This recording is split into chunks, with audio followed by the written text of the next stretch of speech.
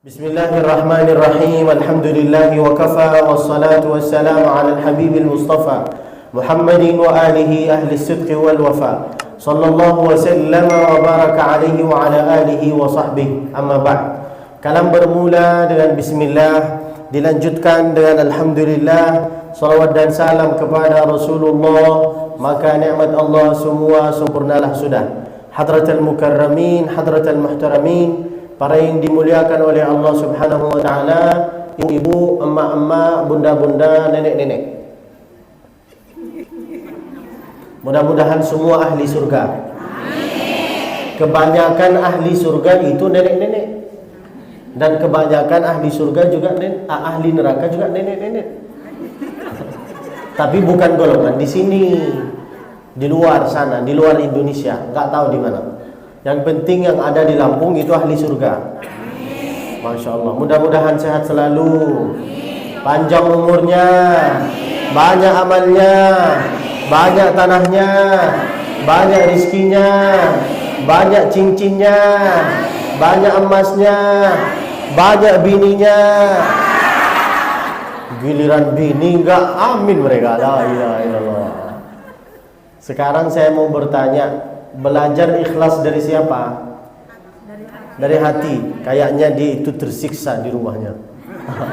Salah. Belajar ikhlas dari siapa? Dari diri sendiri. Sering nangis itu. Belajar ikhlas dari siapa, Pak? Karena Allah. Salah. Dari siapa, Pak? Tersiksa beliau. Dompetnya diambil sama istrinya kayaknya. Dari ujian, salah. Pengalaman, salah. Dari hati, salah. Belajar ikhlas itu dari tukang parkir.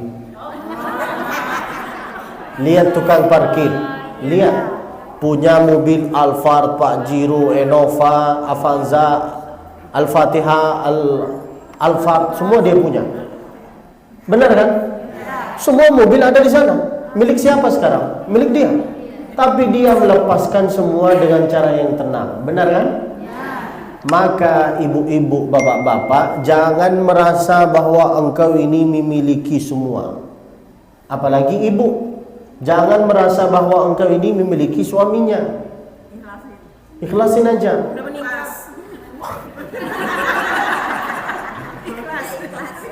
Karena suami itu kalau enggak diambil sama Allah, diambil sama orang lain.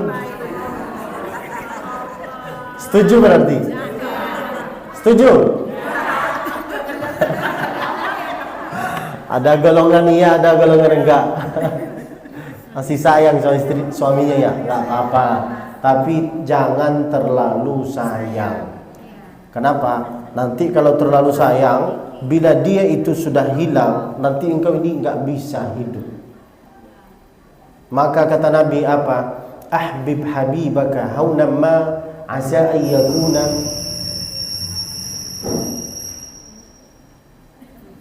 Ahbib habibaka haunan ma asa ayyakuna baghidaka yawman ma. Apa artinya itu? Ahbib habibaka, cintailah dia sekedar-sekedarnya aja. Jangan terlalu. Mana tahu kita cinta dia, nanti ujungnya menjadi benci. Maka jangan juga benci dia seutuhnya. Bencilah dia sekedarnya aja. Mana tahu nanti menjadi pecintanya engkau. Maka itulah kata Nabi alaihi salatu wassalam. Oke, Ibu. Lalu pun Bapak, jangan terlalu merasa bahwa engkau ini punya rumah, punya mobil, punya motor, punya banyak tanah. Nanti Bapak kalau meninggal, Ibu ngapain? Menikmati cari berondong manis. Siapa berondong manisnya? Abdul Basit Musfi. Tapi saya nggak mau karena nenek-nenek semua. Sehat selalu insya Allah. Jangan kecil hati ya. Lalu kemudian ini Masya Allah, nama Bapak siapa saya lupa? Bapak Suryani, Ketua MUI. Masya Allah, dipilih oleh Allah. Masya Allah. Lalu kemudian Bapak siapa namanya? Aiwon. Lalu bapak-bapak yang ada di sini, semoga semua yang ada di sini dirahmati oleh Allah, disayangi oleh Allah. Insya Allah Allah ridho terhadap Bapak. Allahumma amin. Kita langsung masuk ke pengajian ya. Boleh? Atau saya perkenalkan diri dulu? Perkenalkan diri, nama saya yaitu adalah Jo. Siapa nama saya? Dengan satu suara. Siapa nama saya? Jo. Jo, gitu satu suara. Kita harus kerjasama. Ini waktu istirahat, waktu ngantuk ini. Jadi saya minta tolong dari jamaah. Siapa nama saya? Jo. Oke? Kerjasama ya. Nama saya yaitu adalah Jo. Siapa nama saya? Jo. Tapi ada panjangnya. Apa panjangnya? Jodohmu. Ibu-ibu ini kalau enggak dibawa dengan cara kayak gini, mereka males. Benar kan? Maka dari tadi saya melihat ibu-ibu kayak gini dari tadi. Dia mau menunjukkan kepada saya lipstiknya. Di sini warna, di sini warna. Persis kayak donat. Jangan tersinggung. Saya bercanda. Minta tolong kalau bisa ibu-ibu jangan pakai ini juga, rambut mata atau bulu mata, enggak usah. Ibu itu lebih cantik kalau tidak pakai gini. Kalau ada laki-laki yang mengatakan ibu itu cantik pakai gini, sebenarnya dia itu mau mengatakan tidak cantik, cuman dia ngeri, cuman dia takut. Kita sebagai laki-laki melihat ibu kayak gini terus, takut kita sebenarnya. Benar kan Pak? Tapi takut menyampaikan, sakit hatinya nanti. Maka ibu-ibu tidak usah pakai ini, tidak usah pakai apa namanya ini, ketek. Ya apa namanya? Kutek. Apapun yang tidak tersentuh dengan air, maka tidak usah dipakai. Karena kalau air wuduknya tidak sah, maka sholatnya tidak sah. Oke? Sekarang pertanyaan saya, kenapa Nabi mengajarkan ngambil air wuduk dari atas ke bawah? Kenapa bukan dari bawah ke atas? Pertanyaan saya kepada bapak-bapak dulu. Kenapa Pak? Nabi mengajarkan dari atas ke bawah, kenapa bukan dari bawah ke atas? Hikmahnya apa? Biar apa? Biar kena keluar air. Oh, biar kena air semua. Emang kalau dari sini ke sini nggak kena air?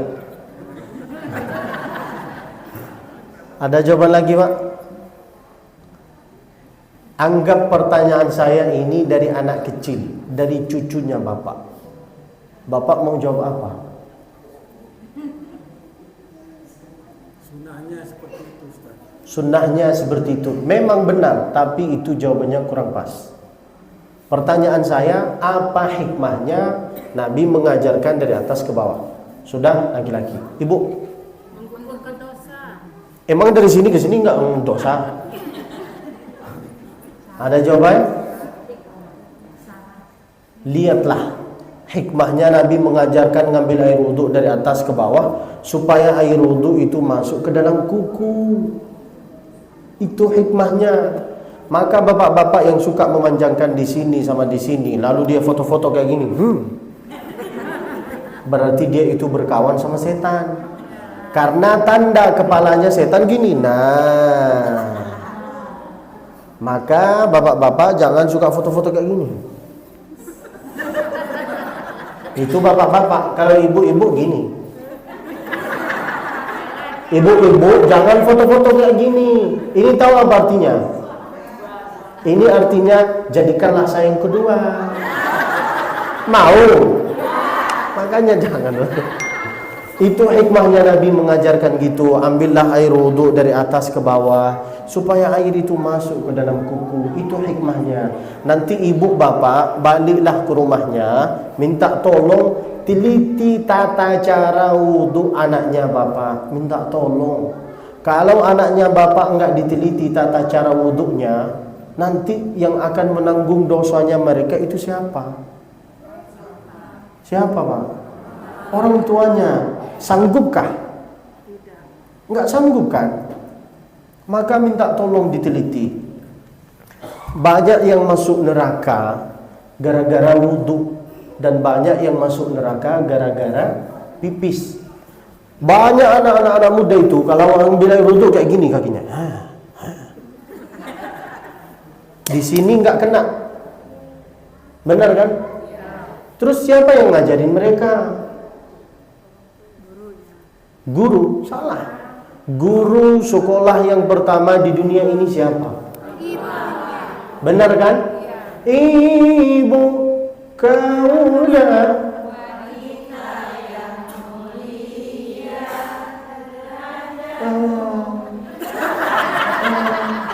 mana suaranya? Dalam satu suara. Ibu kaulah wanita yang mulia, derajatmu tinggal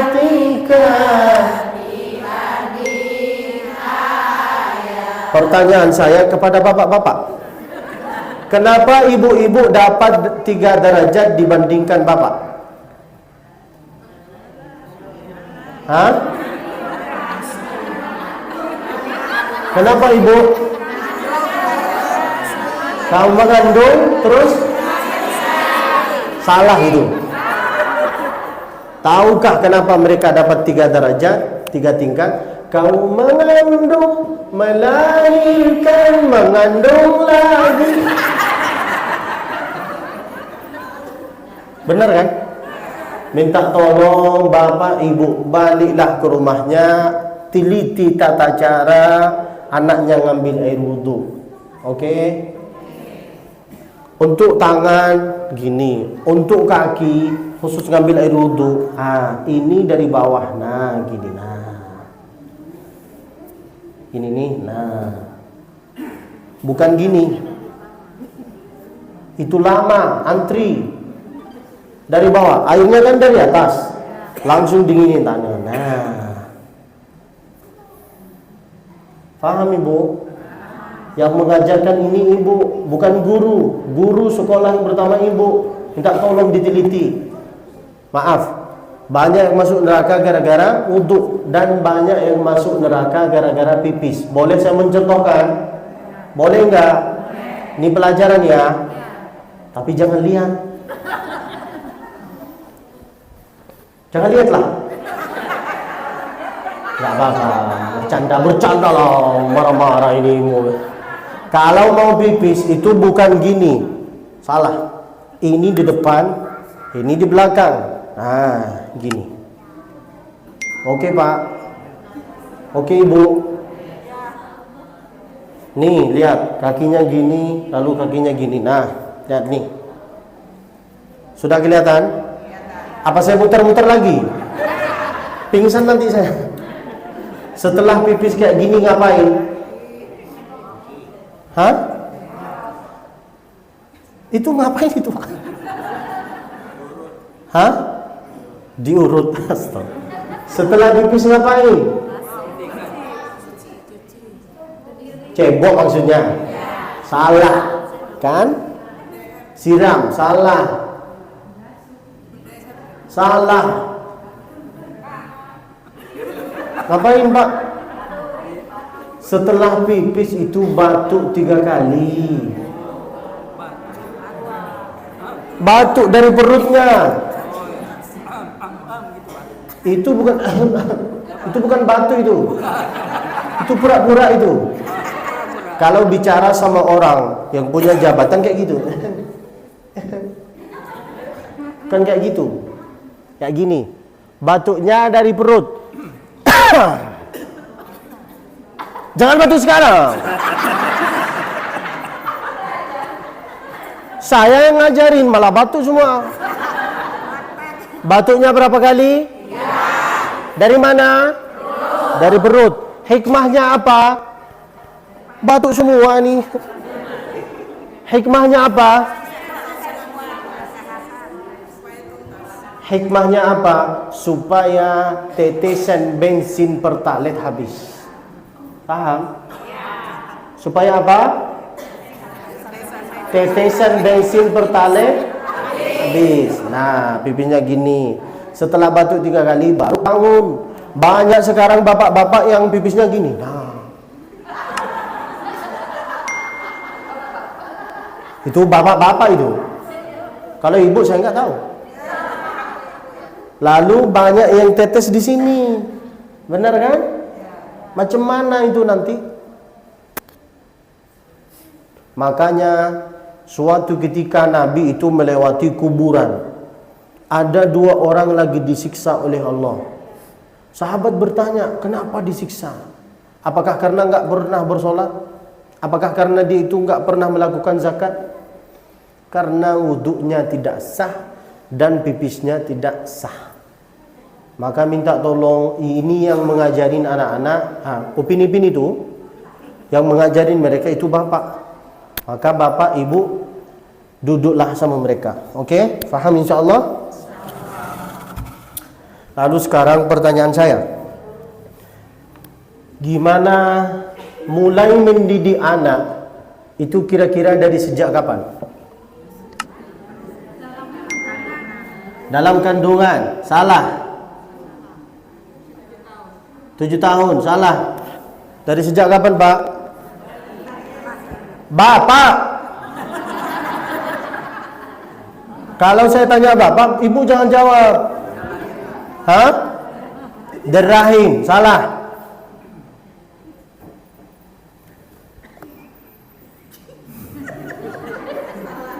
Stres mereka.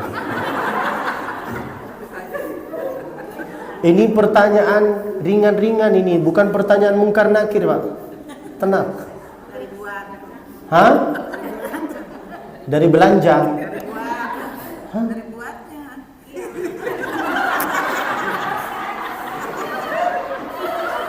Dari pas buat katanya. Nah, salah. Mulai mendidik anak itu dari sejak memilih istri. Oke, Pak. Itu diajarkan kepada anaknya. Kapan mulai mendidik anak? Dari sejak memilih istri. Kalau ibunya soleha, pasti anak soleh, soleha. Meskipun suaminya Fir'aun. Benar kan? Buktinya siapa? Nabi Ibrahim. Ayahnya, ayahnya jahat. Tapi ibunya soleha.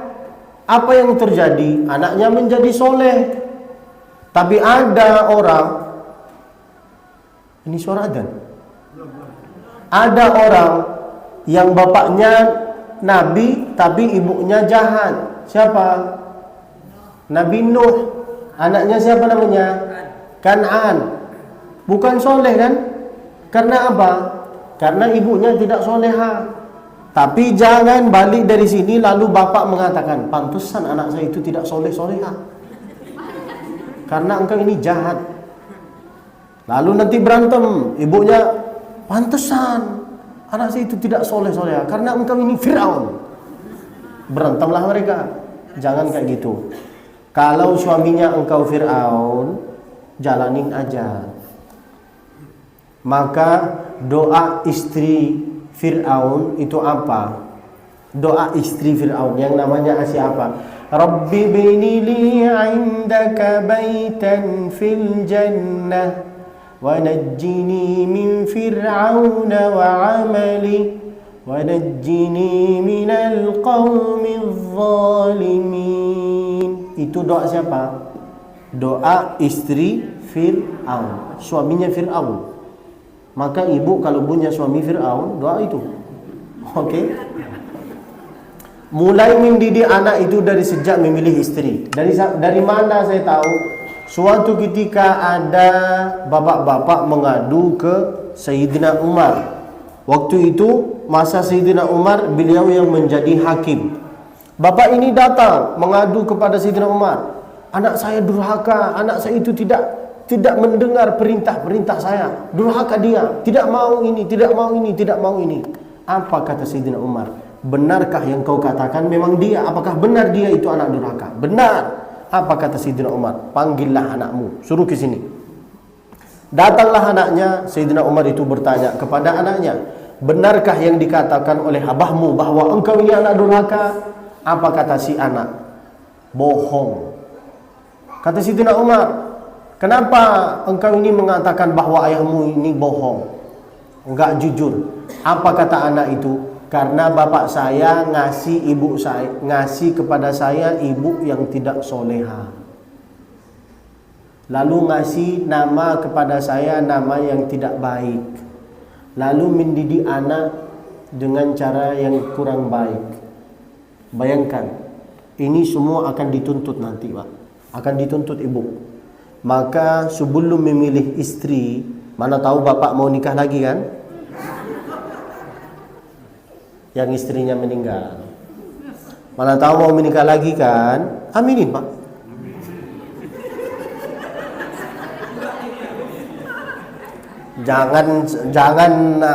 Jangan marah kepada saya. Maka pilihlah istri yang soleha. Jangan sembarangan itu nikah-nikah. Apalagi yang beda agama, jangan. Sudah dikasih ayatnya oleh Allah, wala tankihul musyrikati hatta yu'min. Jangan menikahi perempuan kalau dia itu beda agama. Kenapa Allah menurunkan ayat itu? Takut nanti kalau mereka berantem, ada satu di antara mereka yang murtad. Anak tersebut itu apa salahnya? Benar kan? Maka itulah hikmahnya. Jangan pakai cinta. Apa cinta perasaan omong kosong itu. Cinta itu enggak selamanya indah, dek. Entar nangis, baru tahu rasa. Benar kan? Ibu-ibu sudah tahu kan gimana rasa cinta kan? Manis apa pahit?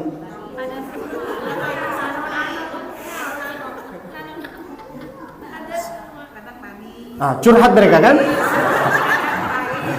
Makanya jangan cinta-cinta, jangan pakai perasaan. Dia mau, ayo nikah. Enggak mau, campakkan ke sungai. Udah sekali kehidupan ini. Enggak harus mikir tentang cinta. Apa? Saya ini enggak pernah mikir tentang cinta. Demi Allah. Sampai sekarang saya pernah didatangin 2 truk isinya perempuan. Saya tolak semua. Tahu kenapa? Isinya nenek-nenek. Tercanda lah. Jangan tersinggung. Oke ibu, mulai mendidik anak dari sejak memilih istri. Lalu kemudian anak itu dikasih nama yang baik. Minta tolong jangan ngasih nama sembarangan.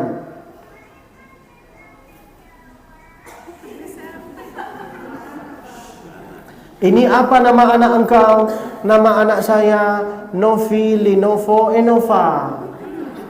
Itu bukan nama itu. Itu nama mobil kan? Siapa nama anak engkau? Nama anak saya Bagas. Apa arti Bagas? Enggak tahu. Terus gimana cara memanggil anaknya engkau? Bagasi. Berarti koper dong. Jangan ngasih nama sembarangan. Nasib kita tergantung nama kita. Kalau nama kita itu baik, pasti nasib kita itu baik. Dan saya bisa kasih contoh. Contohnya siapa? Nabi Muhammad. Nabi Muhammad ini, nama Muhammad ini dulu diragukan oleh kufar Quraisy. Penduduk Makkah itu enggak suka dengan nama ini. Mereka itu benci dengan nama ini. Ketika Nabi lahir, datanglah kakeknya bernama Abdul. Pamannya siapa namanya? Abdul Muttalib semua.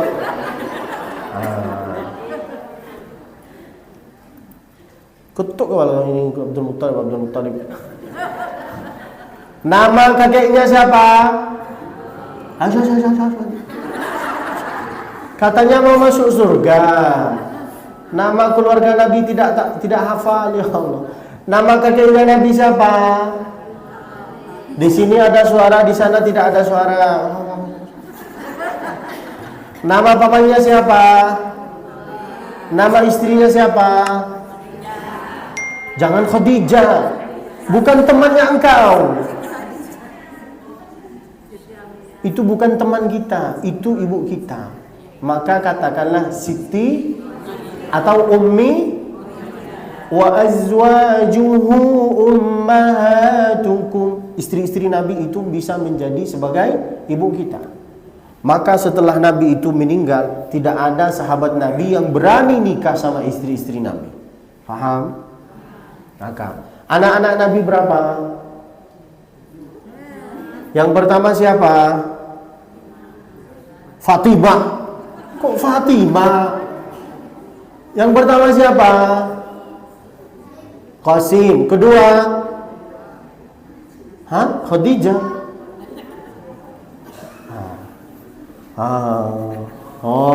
Tidak hafal. Kalau ingin masuk surga, tidak hafal Quran, tidak hafal hadis, paling minim hafal tentang keluarganya Nabi, tentang anak-anak Nabi. Bayangkan kalau anaknya ibu bertanya kepada ibu, "Ibu, siapa nama anak-anak Nabi?" Jangan banyak tanya. Atau bapak-bapak ditanya sama anaknya, berapa keluarganya Nabi?" "Sebentar nak, saya rokok dulu nak." Padahal dia itu nggak tahu. Kalau tidak hafal Al-Quran, tidak hafal hadis, paling minim hafal keluarganya Abdullah nama ayahnya. Fatimah ibundanya katanya. La ilaha illallah. Ikutilah saya. Meskipun tidak hafal lagu ini, pura-pura ikut sama saya. Yang penting mulutnya bergerak kayak gini. Pun bapak-bapak, jangan sosok hafal. Nanti saya tes baru tahu rasa. Abdullah nama ayahnya, Aminah ibundanya, Abdul Muttalib kakeknya, Abu Talib pamannya, Khadijah istri setia, Fatimah putri tercinta, lengkap bernasab mulia, dari Quraisy ternama. Sudah, sekarang bapak-bapak. Dari tadi pura-pura hafal ya? Dari tadi pura-pura hafal ya? Ayo pak, dengan satu suara. Abdullah ibu jangan ikut. Abdullah nama ayahnya.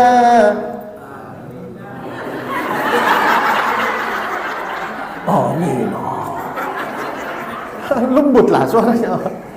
Ini lagu tentang sejarah Nabi, jangan Aminah. Takut kita. Ini sejarah tentang sejarah Nabi. Kalau ada orang non muslim bertanya kepada bapak, keluarganya Nabi berapa? Bapak mau jawab apa? Layakkah kita tidak hafal? Tidak layak kan? Maka paling minim harus hafal tentang keluarganya Nabi. Karena nanti ada pertanyaan, siapa idolanya kamu? Nabi Muhammad. Siapa namanya? Muhammad. Muhammad apa? Ya Muhammad aja. Muhammad apa? Muhammad sallallahu alaihi wasallam. Harus hafal tentang sejarah Nabi. Itu lagu tapi indah tentang keluarganya Nabi. Sekarang saya bertanya, berapa anaknya Nabi? Pertama siapa? Qasim. Kedua? Abdullah itu anak ke-6. Dari anak pertama ke-6. Janganlah. Harus hafal dengan secara tertib. Boleh ikuti saya ya. Nanti apa yang saya sampaikan saya akan tanya satu persatu. Karena ini akan masuk dalam ujian semester terakhir. Harus hafal. Anak-anak Nabi ada 7 orang, 3 laki-laki, 4 perempuan. Pertama Qasim, kedua Zainab, ketiga Ruqayyah, keempat Ummi Kulthum, kelima Fatimah, keenam Abdullah, ketujuh Ibrahim. Tidak hafal. Yuk saya tes sekarang ibu-ibu, nanti bapak-bapak. Siap-siap ya. Jangan sampai maluin saya terhadap mereka. Ayo ibu, satu suara. Anak-anak Nabi ada 7 orang. Ada 7. Oh, dari pertama tidak hafal. Astagfirullah. Anak-anak Nabi ada 7 orang, 3 laki-laki, 4 perempuan. Pertama Qasim, kedua Zainab, bukan China. Jijik tu. Zainab. Pertama Qasim, kedua Zainab, ketiga Ruqayyah, keempat Ummi Kulthum, kelima Fatimah, keenam Abdullah, ketujuh Ibrahim.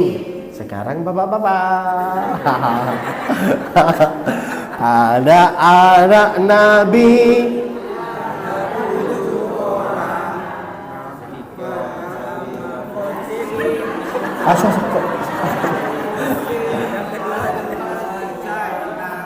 terus ketiga Ummi Kulthum katanya, ketiga Ruqayyah. La ilaha illallah, Pak. Parah sekali ini. Nampaknya bapak ini tidak hafal lagu ini. Tidak hafal kan? Tidak apa-apa, jangan sakit hati. Tapi ada lagu yang paling pas ke bapak. Ada lagu yang layak bagi bapak. Tahu lagu apa? Lagu tentang bila Israil datang lagi. Tahu kenapa lagu ini layak bagi bapak? Karena bentar lagi menghadapi sakratul maut. Jangan tersinggung. Minta tolong, lagu-lagu kayak gini itu harus hafal. Saya bisa hafal Al-Quran di usia 11 tahun. Tahu kenapa kok bisa cepat? Padahal ibu saya itu bukan ustazah, bukan nyai, bukan hafizah. Bapak saya itu bukan kiai, Pak, bukan ustaz. Enggak, mereka itu seorang biasa. Tapi mereka itu enggak pernah nyuruh. Kesalahan orang tua sekarang suka nyuruh. Benar kan? Pergilah kau sholat. Gajilah kau. Benar kan? Kenapa suka nyuruh? Mencontohkan. Mulai mendidik anak itu harus mencontohkan. Jangan suka nyuruh. Anak-anak itu akan meniru kelakuan orang tua tanpa disuruh, tanpa dipaksa. Benar kan, Pak? Benar kan? Kalau bapaknya suka rokok di sini, minum dengan tangan kiri.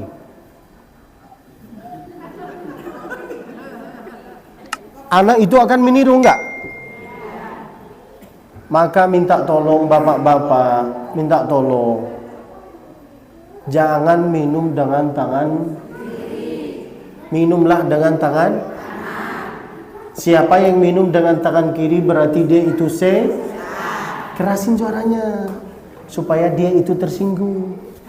Siapa dia? Ya setan lah. Yang minum dengan tangan kiri berarti dia itu rasakan. Oke, Ibu, ketika saya bisa hafal Al-Quran itu di usia 11 tahun saya sudah hafal. Kok bisa?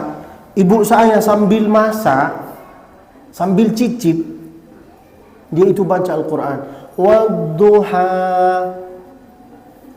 Wal-laili idza saja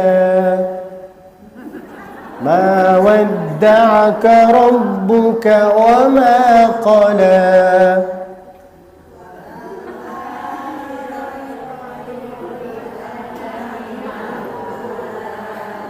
Itu ibu-ibu zaman dulu.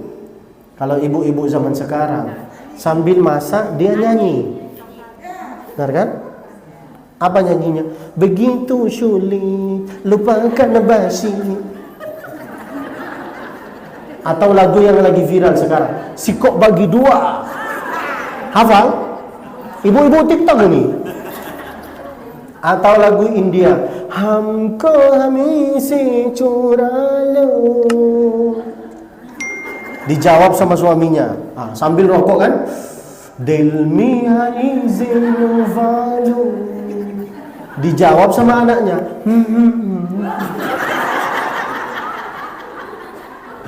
Pantesan anaknya tidak soleh, pantesan anaknya tidak soleha.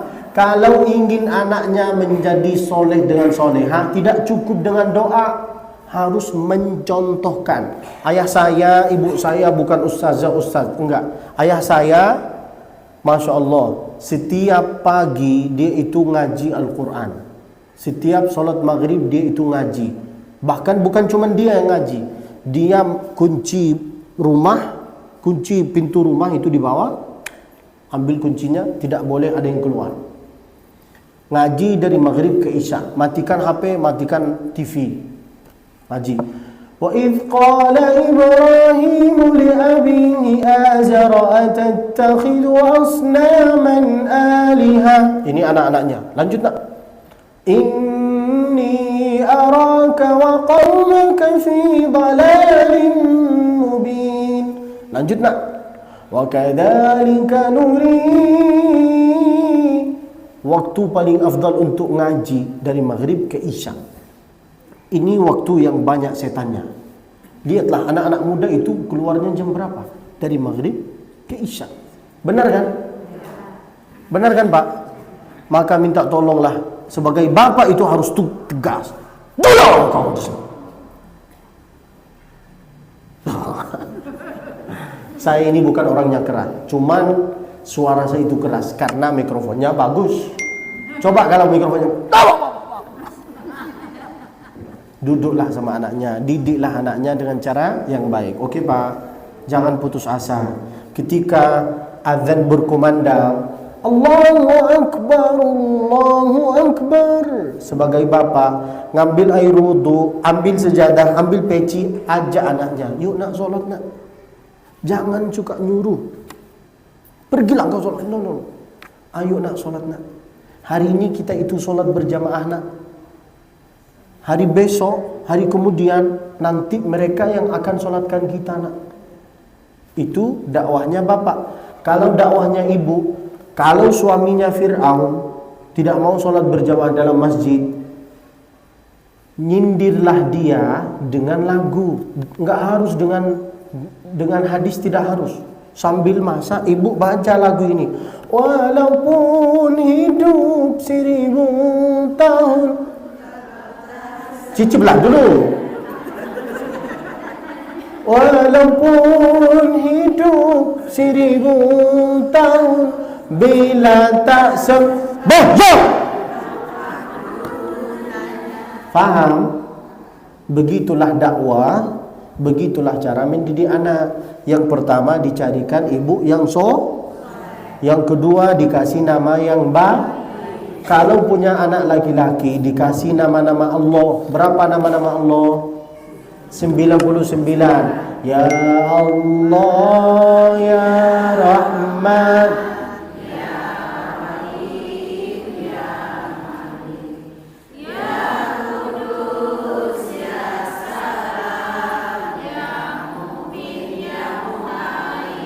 nampaknya yang masuk surga cuman ibu-ibu. Bapak ini parah sekali nih kok gak ada suara. Nampaknya yang akan masuk surga ibu-ibu. Aminlah. Bapak-bapak cuman ngantar sampai pintu. Masuk juga. Amin. Jangan berkecil hati ya. Saya ngasih contoh supaya kita itu bisa hafal. Siapa yang hafal nama-nama Allah, dia itu seperti dapat tiket masuk surga. Maka hafalilah itu nama-nama Allah. Tidak hafal Al-Quran, tidak hafal hadis, hafalkanlah nama-nama Allah. Selalu di rumah sambil masak, Ya Allah, Ya Rahman, Rahim, Ya Quddus, Ya Salam. Sebentar, saya mau bertanya kepada Bapak, tapi Bapak jujur ya. Kalau istrinya Bapak sambil masak membaca nama-nama Allah, bangga enggak? Bahagia enggak? Benar kan? Anak itu akan meniru nanti. Buktinya saya dulu. Sampai saya masuk ke WC, saya baca Al-Asmaul Husna. Ya Allah. Ditampelin saya semua Bapak saya. Tapi menjadi kenang-kenangan. Oke Bu, oke Bapak, kasihlah nama-nama seperti Ustaz Abdul Somad, Ustaz siapapun lah. Intinya pilihlah nama-nama Allah. Kalau perempuan-perempuan, jangan kasih nama yang sembarangan. Pilihlah nama-nama istri-istri Nabi, Siti Sofia, Siti Ruqayyah, Siti Ummi Kulthum. Banyak nama-nama yang indah. Meskipun engkau ini bukan orang Arab, ya enggak apa-apa. Arab maklum lah. Semua yang ada di sini itu kita semua yang ada di sini kita itu keturunannya Nabi, benar kan? Nabi siapa? Harus bangga. Saya juga keturunan Nabi kok, keturunan Nabi Adam. Harus kasih nama yang baik. Lalu didiklah anaknya dengan cara yang jangan disangka kalau anak itu disekolahkan di boarding school, di sekolah-sekolah yang mahal, nanti kehidupannya dia itu bahagia. Belum tertentu. Belum. Tunjukkanlah kepada saya kehidupan seorang ustadz yang hafal Al-Quran tapi kehidupannya susah. Ada? Ada Pak? Tidak ada. Dia itu tidak pintar dalam bidang dunia, tapi hafal Al-Quran. Tapi lihatlah kehidupannya, tidak susah. Rumah ada, mobil ada, motor ada, bini ada, bahkan bisa nambah lagi. Benar kan? Padahal penghasilannya nggak banyak. Tapi lihatlah orang yang kehidupannya dalam satu bulan 40 juta, 50 juta, 100 juta. Lihatlah kehidupannya dia. Rumah kredit, mobil kredit, motor kredit. Istri itu naik. Kalau ada kredit pasti semua mau. Benar kan? Saya terima pernikahannya dengan tunai. Mana ada kredit? Benar kan? Rata-rata kehidupan orang yang tidak peduli dengan Al-Quran, yang suka meremehkan pondok pesantren, lihatlah kehidupannya dia. Banyak hutang, stres, dimusuhi sama banyak orang. Benar kan? Paling enak itu hidup dengan Al-Quran. Saya kasih contoh. Siapa yang kejar? Apakah Ustaz Abdul Somad yang kejar dunia? Apakah dunia yang kejar Ustaz Abdul Somad? Dunia yang kejar Ustaz Somad kan? Ditawarin menjadi presiden, beliau nggak mau. Benar kan? Ini buktinya apa? Apakah dia yang datang ke dunia? Apakah dunia yang datang ke dia? Beliau nggak mau. Itu keindahan Al-Quran dengan ilmu. Maka ibu-ibu, bapak-bapak, kalau punya anak, masukkanlah ke pondok pesantren. Wallahi billahi tallahi, kalau dia hafal Al-Quran, kehidupannya dia itu bahagia. Semua lancar. Karena itu janji dari Allah. Apa kata Allah? Saya enggak akan sia-siakan orang-orang yang hafal Al-Quran. Itu kata Allah. Saya di sini di Indonesia sendirian. Keluarga saya itu semua di Mekah. Saya setiap 4 hari keliling Indonesia. Saya enggak punya jabatan, enggak punya nama, enggak punya bisnis, bukan PNS, enggak punya kerja saya. Saya cuman Quran, ilmu, Quran, ilmu, Quran, ilmu. Tapi keliling Indonesia terus. Enggak pakai uang saya. Tiba-tiba ada yang ngundang sana sini sana. Saya di Indonesia ini baru 2 tahun. Ibu pernah nyampe ke Aceh? Belum. Pernah nyampe ke Pagar Alam? Belum. Padahal orang Sumatera. Saya nyampe Madura, Aceh, Pagar Alam, Medan pernah? Bapak pernah? Ini bukti, Pak. Saya cerita ini bukan sombong. Saya cerita ini mau menunjukkan kepada Bapak bahwa siapa yang hidup sama Al-Quran, kehidupannya bahagia. Jangan meremehkan Al-Quran, karena ini kalamnya Allah. Siapa yang hafal Al-Quran, maka akan dilindungi oleh Allah. Tidak hafal Al-Quran, kata Nabi, kun aliman. Kalau tidak hafal, kalau bisa, hafalkanlah Al-Quran. Tidak bisa hafal, bacalah Al-Quran. Au muta'alliman. Tidak bisa baca, au mustami'an. Dengarilah bacaan-bacaan Al-Quran. Tidak bisa dengar, au muhibban. Dekatilah diri sendiri sama ahli Al-Quran. 4 ini.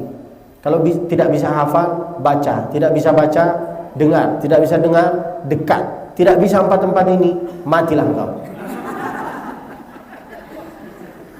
Ditawarin tempat enggak mau. Macam mana hidup? Untuk apa hidup? Benar kan?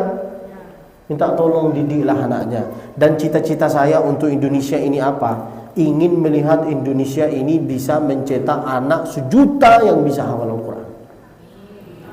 Insya Allah. Tapi nggak bisa saya sendiri. Saya nggak bisa. Saya butuh bantuannya Bapak. Nanti insya Allah doakanlah saya. Mohon doanya. Insya Allah saya akan mendirikan pondok pesantren di Lampung. Aminillah. Nanti kalau saya bangun pesantren, mendirikan pondok pesantren, minta tolong anak-anaknya. Oke? Tapi ongkosnya jangan lupa juga ya. Jangan wakaf-wakaf lalu tidak diserahkan. Macam mana saya mau ngasih dia makanan? Jangan mahal-mahal katanya. Kalau emas beli mahal-mahal, atas beli mahal-mahal. Oh. Mau saya dimarahin, ha? Oke Ibu, oke Bapak. Itu tata cara mendidik anak. Dicontohkan, jangan suruh, jangan nyuruh, harus dicontohkan. Oke? Paham insya Allah. Dan ada bocoran dari saya untuk ibu-ibu. Tahukah kenapa laki-laki itu nggak suka duduk di rumah? Tahu? Kenapa laki-laki itu lebih suka duduk di warung kopi dibandingkan di rumah? Faham maksud saya? Kenapa laki-laki lebih suka duduk di warung kopi dibandingkan di rumah? Karena isinya pakai daster terus. Ini bocoran ya. Dengarin baik-baik supaya suaminya engkau ini betah di rumah. Kenapa laki-laki itu lebih suka duduk lama di warung kopi dibandingkan di rumah? Karena kalau di rumah itu dapat pertanyaan mungkar nakir. Mana uangnya? Dari mana? Kok dari mana? Benar kan? Benar kan Pak?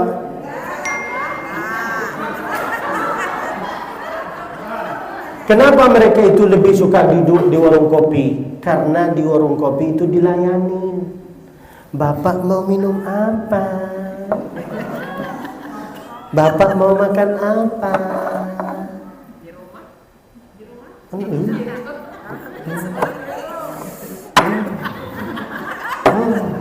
Itu di rumah. Digini. Maka supaya suaminya engkau ini betah di rumah, dilayanin. Meskipun engkau ini emosi, jangan minta uang langsung baru masuk rumah. Mana? Jangan gitulah. Masuklah dia ke rumah, katanya, sayang mau minum apa?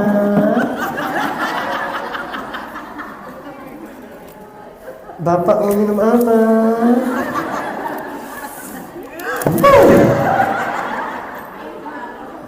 Setelah dia makan, boleh saya makan? Contoh ya. Bapak setelah dilayani tanya, dari mana Pak? Kok malam?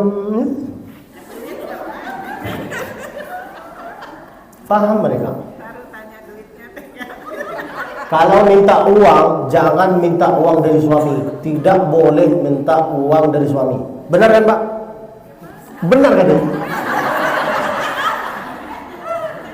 Kalau mau minta uang, sini Ustaz. Sini, contoh. Kalau mau minta uang, jangan minta uang dari suami. Terus gimana caranya? Minta uang? No! Dengarilah saya dulu. Minta uang dari Allah lewat telinga suami. Ini suami ya. Ya Allah, minta uang belanja rumah.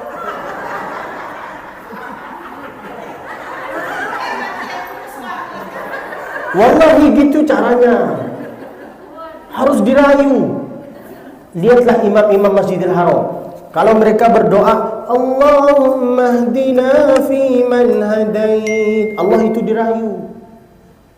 Wa'afina fi man afait, dirayu Allah itu, jangan dipaksa. Sekarang banyak orang yang maksa kepada Allah. Ya Allah, kalau bukan jodoh saya, matikan aja dia. Benar kan? Maka minta uang dari Allah lewat telinga. Gimana cara mintanya? Ya Allah, uang makanan rumah sudah selesai, tidak ada buah-buahan, tidak ada ikan, tidak ada ayam sayuran. Pasti dia jawab Allah. Lalu dia jawab, tidak boleh. Wallahi kalau kehidupannya kayak gini tidak akan berantem. Benar kan Pak? Saya masih muda, 25 usia saya. Seharusnya bapak ibu yang ngajarin saya, kok saya ngajarin ini? Dan saya itu heran, dari tadi saya itu dikasih makanan, minuman, tapi nggak dipersilahkan. Ini untuk dimakan atau untuk ditewar nih?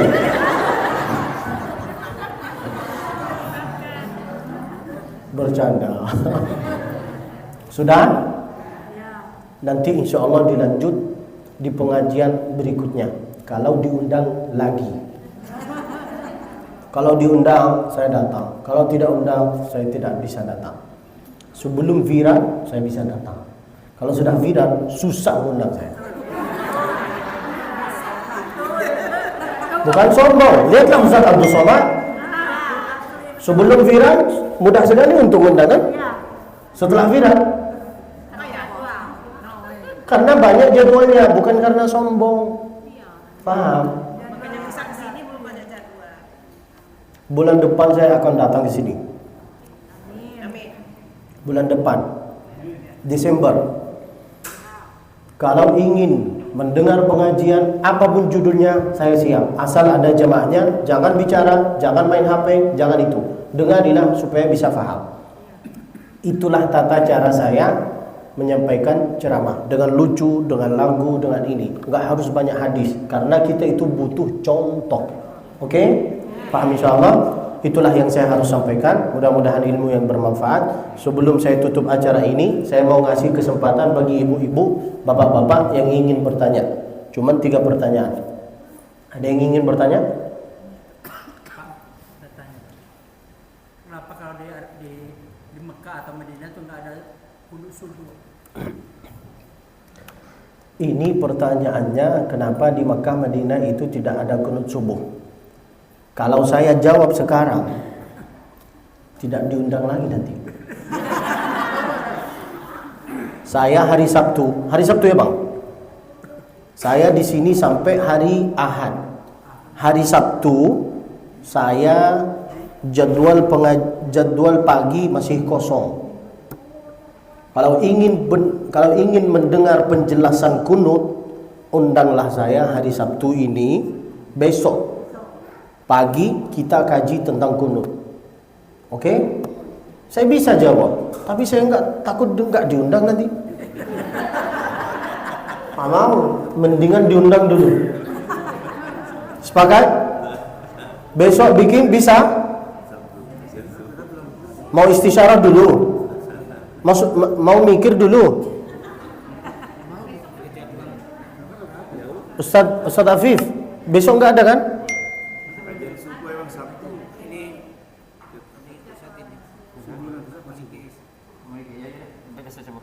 Sabtu besok saya masih kosong. Kalau ingin dengar pengajian tentang kunut, saya siap.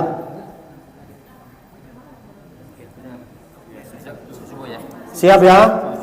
Umumkan. Suruh jamaah datang supaya saya itu nggak banyak bicara. Minta tolong ibu-ibu kalau bisa datang. Ya. Sholat subuhnya di sini. Sepakat? Ada pertanyaan lagi? Bapak? Katanya kalau sholat duha itu mulai dari sekarang penetapan sampai jam berapa terakhir sholat duha? Bagus sekali pertanyaannya. Tapi jawabannya besok.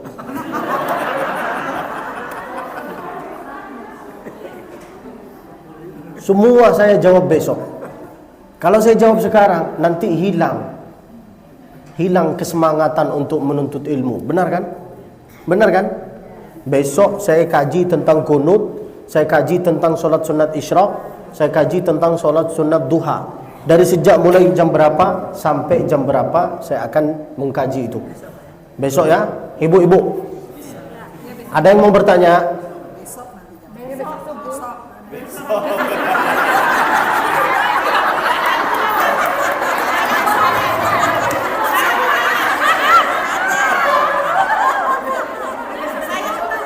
Ini kan 2 pertanyaan, tinggal 1. Nggak apa-apa, tanya sekarang, 1 aja. Apa kiat-kiat ini pelajarin anak cucu kita untuk menghafal Al-Quran? Gimana? Kiat cara-cara. Yang saya sampaikan ini apa, Warisan? Hah?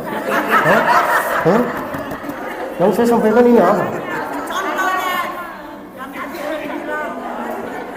Yang saya sampaikan ini apa?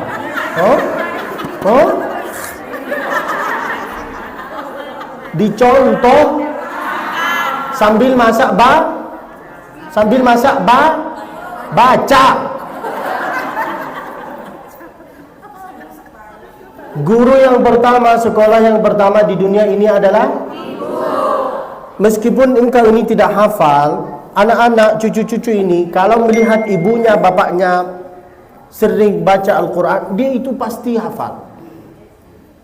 Bapak saya dulu sambil nyetir dia. Nah, 1. Bismillahirrahmanirrahim. Wasyamsi waduhaha wal qamari idza talaha wan nahari idza jallaha wal laili idza yaghshaha was samaa'i wa ma banaha. Sambil dia nyetir mobil, dia itu baca Al-Quran. Makanya anak-anaknya hafal. Kita ini 10 Pak, 10 Masya Allah. Ayah saya itu ahli ibadah, bukan seperti bapak cuma 2. Alah, lemah sekali kamu. 10 hafal semua.